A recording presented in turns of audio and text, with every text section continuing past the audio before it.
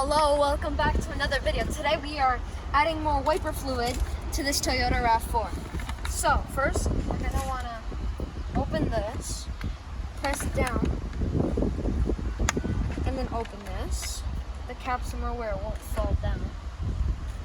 So slowly yet surely.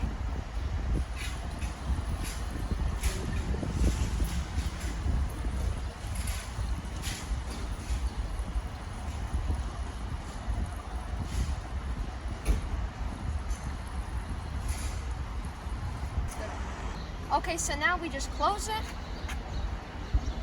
Just make sure not to touch other things because it's really hot under here. And just tightly screw the bottle back on, and that's how you add more wiper fluid to Toyota RAV4. Thank you for watching, and please subscribe.